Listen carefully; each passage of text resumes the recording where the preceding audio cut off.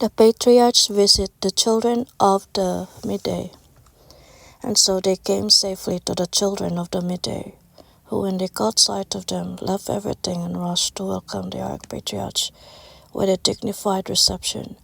However, when the numerous children saw the tiger, they were extremely frightened, because they knew the cruel tenacity of this beast. This they had experienced on an occasion when several youths had set out on a journey to the city of Enoch, of which they had heard.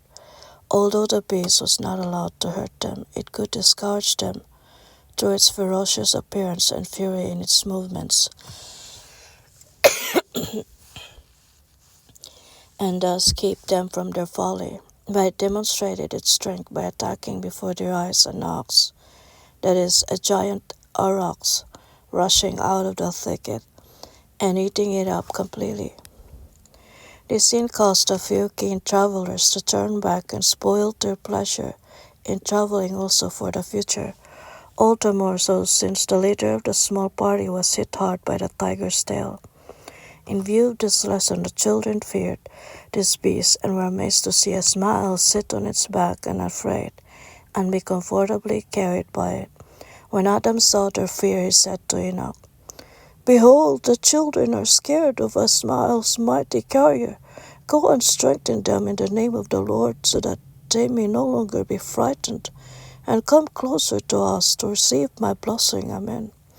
Then Enoch went to the frightened children and said to them, "Listen, all you children of Adam, you children of full of wisdom. How come that you are afraid at the sight of a mighty, yet fully obedient beast? What did you get such wisdom for, when you are afraid of that which should obey you? This is so because at some time you yourselves have strayed from obedience, which is the foundation of all wisdom, and you were then forced back by the power of such a beast and bending obedience. Otherwise it is hard to imagine what could have caused your fear." And the children answered, "Listen, Enoch, grandson of Jared, it is as you say. 5 youths secretly tried to be disobedient and secretly go against our will, for their eyes had shamelessly glanced towards the city of Enoch, but their feet were soon sent back to the region of the foundation of wisdom by such a beast. However, as they later told us of the great strength and cruelty of this beast, which they had witnessed, we are afraid of it." And Enoch answered, "As if I did not know what has troubled your hearts already for a long time. Good for you, that it was only your children in whom an evil seed, which you had planted in them, wanted to take root. Otherwise this tiger might have become a bad traitor to you, and he whom the beast is carrying would have made your wisdom a great folly. But now go without fear to the Archfather Adam, that he may give you what you now need above all.